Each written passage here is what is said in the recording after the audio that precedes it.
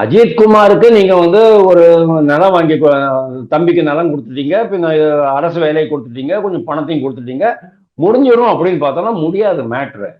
இந்த 6 பேர் இருக்காங்க. இந்த 6 காவல்துறையினருடைய மனைவிகளும் ஒரு 2 டேஸ் பேக் காவல் நிலையத்துக்கு முன்னால உட்காந்து மிகப்பெரிய போராட்டமா நடத்தினாங்க. அது நிறைய பேர் பேப்பர்ல வரல, போடல. அது வேற விஷயம். ஓகே, இதுல இந்த சார் இப்போ ஞானசேகரன் விஷயத்துல எவ்வளவு சார்கள் நம்ம கேட்டோம் பாத்தீங்களா? அதே மாதிரி இந்த பெண்ணோடு கனெக்ட் ஆன எவ்வளவு சார்கள் திமுகவில் இருக்கிறாங்க, அவங்களெல்லாம் காப்பாற்றணுமா வேண்டாமா?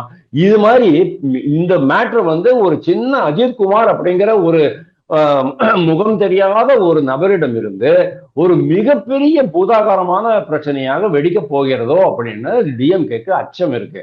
அந்த அச்சத்தினாலதான் அவங்க வந்து கரெக்டா ஆக்ஷன் எடுக்கணும் அப்படிங்கிறதுனால அவங்களுக்கு கொஞ்சம் டைம் தேவைப்படுறது.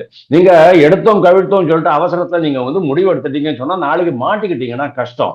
அந்த ஒரு காரணத்தினால தான் இவங்க டைம் எடுத்துக்கிறாங்க.